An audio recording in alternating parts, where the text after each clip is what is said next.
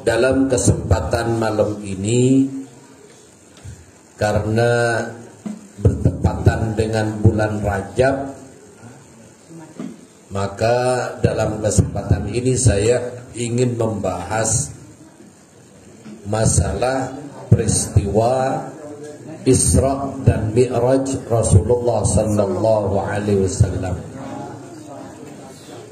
Jadi dengan asumsi antara logika dan iman. Para ikhwan rahimakumullah, jadi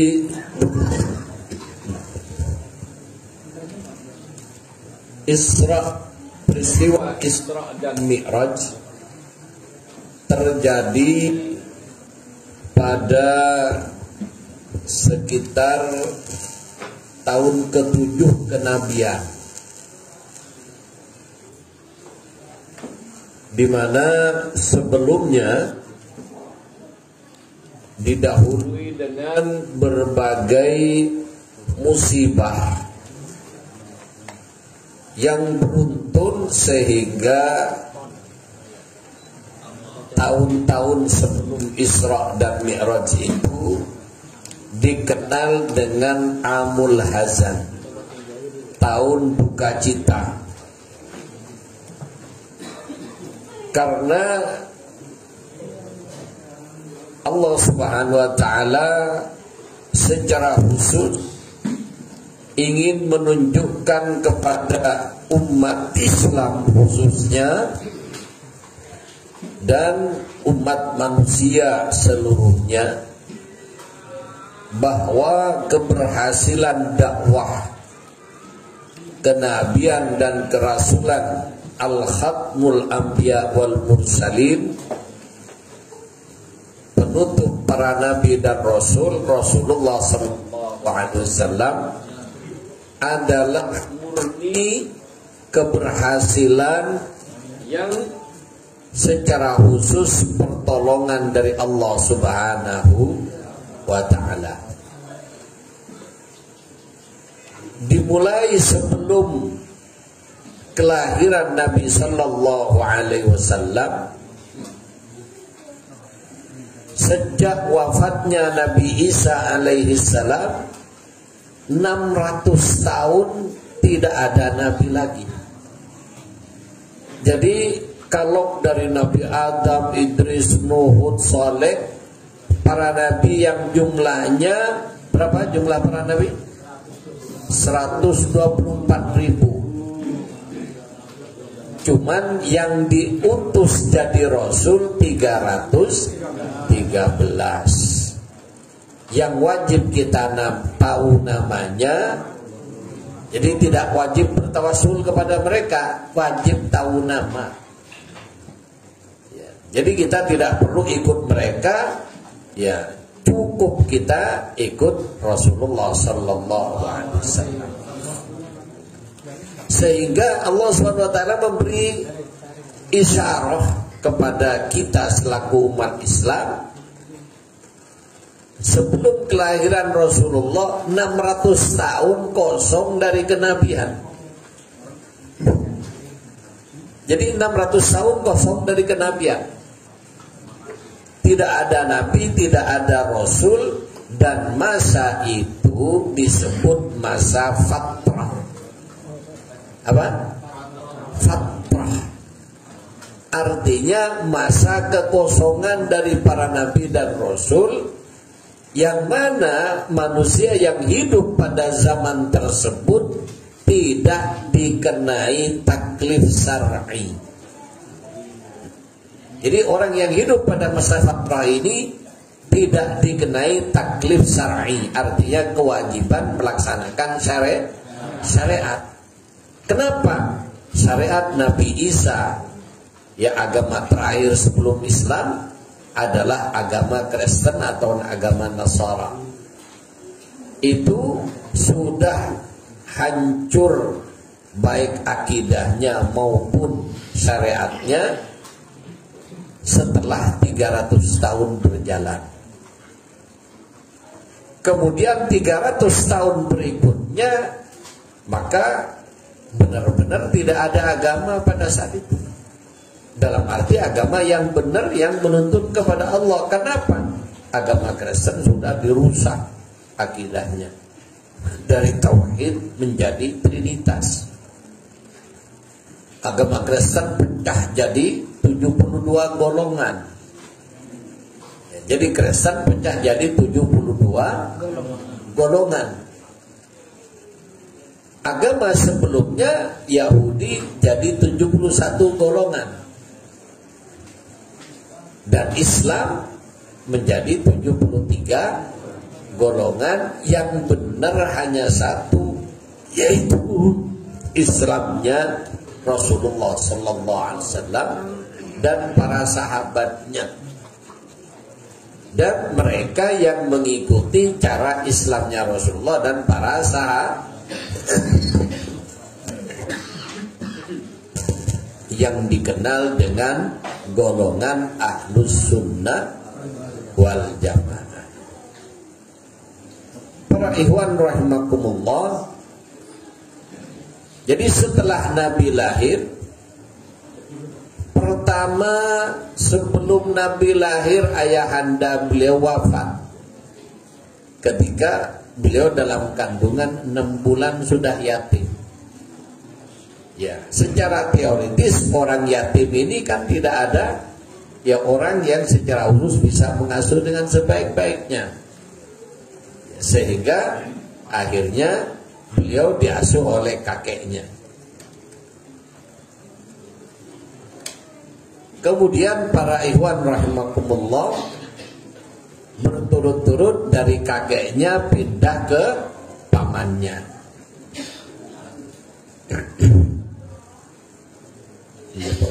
Ini Pak Ujang sudah bisa. Kurang jauh dikit itu, agak ke belakang.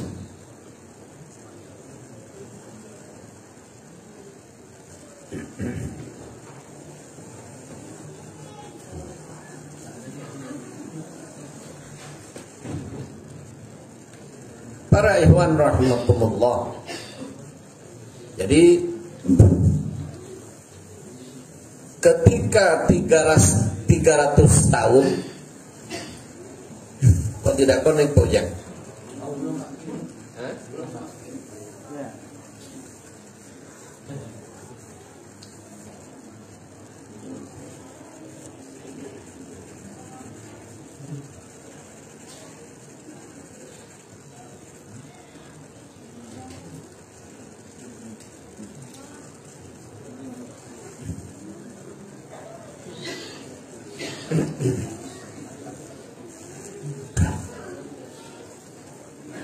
Jadi setelah kelahiran Nabi, diutus jadi Nabi,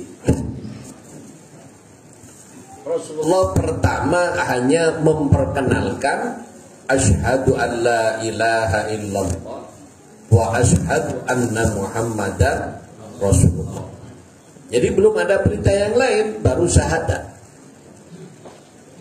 Kemudian Nabi mendapatkan wahyu dari Allah Subhanahu wa taala.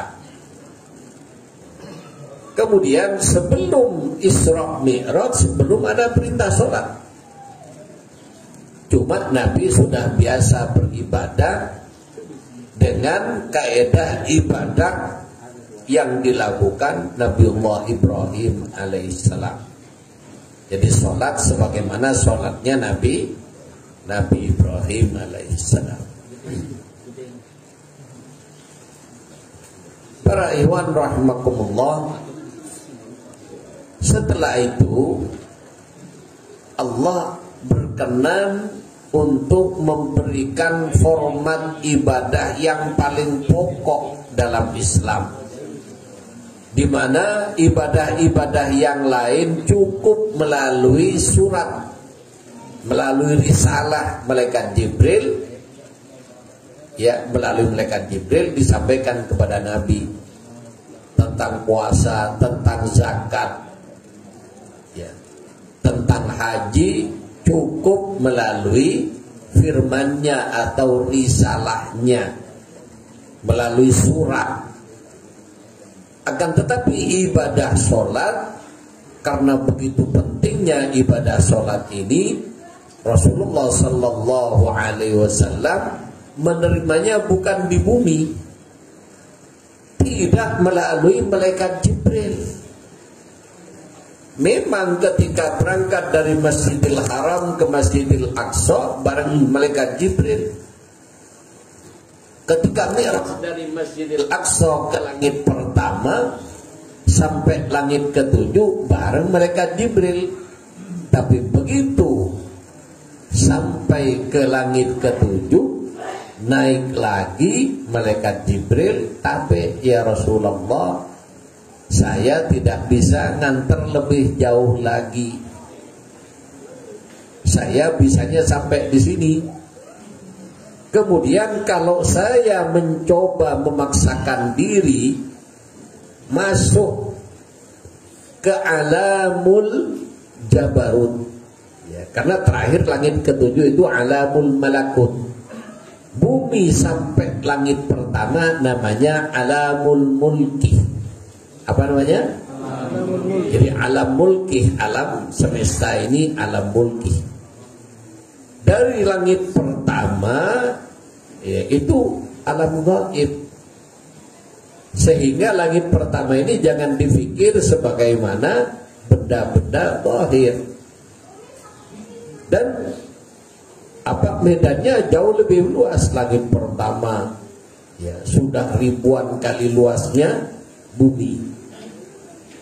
Langit kedua juga lebih luas lagi. Langit ketiga sampai ke langit ketujuh, ini namanya alamul malakut, alamnya para malaikat. Jadi itu. Kemudian setelah alamul malakut, malaikat Jibril masih mengawal Nabi dari Masjidil Aqsa naik ke langit pertama sampai ke langit ketujuh, dikawal oleh malaikat Jibril. Akan tetapi perintah sholat tidak diberikan di langit ketujuh. Jadi langit ketujuh itu ada medan, ada tempat tegak lurus. Jadi andaikan bisa batu dijatuhkan dari langit ketujuh, ada namanya di sana Bait Al-Ma'mur. Itu Ka'bahnya, masjid dan Ka'bahnya para malaikat. Tiap hari jadi 70.000 malaikat masuk dan tidak pernah balik lagi sampai kiamat. Ya, dibayangin kayak apa gedenya.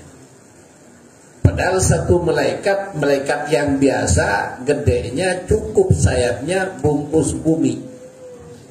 Jadi bumi ini bagi malaikat yang biasa, kelas malaikat yang biasa itu, ya sayapnya untuk ini aja, dipeluk gini aja sudah ketutup semua. Jadi itu gedenya malaikat yang biasa. Ada yang malaikat yang sangat besar, seperti malaikat Jibril. Karena malaikat Jibril adalah pimpinan para malaikat. Para ikhwan rahimakumullah, begitu jadi di langit ketujuh ada namanya Bait Al-Ma'mur, di bumi ada Bait Al-Haram. Jadi Baitul Haram ini masjid pertama yang diciptakan oleh Allah melalui malaikat Jibril. Jadi yang membangun Masjid Haram, membangun Ka'bah, Al-Haram itu Ka'bah itu aja. Jadi bangunan di samping kanan kiri itu bukan bangunan Masjid Haram. Masjid Haram aslinya adalah Ka'bah. Jadi yang membangun pertama malaikat Jibril, bangunan rohani yang letaknya tegak lurus dengan Bait Al-Ma'mur di langit ketujuh. Di langit ketujuh 70.000 malaikat masuk tiap hari untuk ibadah haji dan selamanya tidak pernah balik lagi. Karena mereka tidak punya istri. Kalau orang Brebes haji tidak bisa balik lagi, istrinya gandoli. Di bumi ada Bait Al-Haram yang tiap hari juga harus ada orang tawaf 70.000.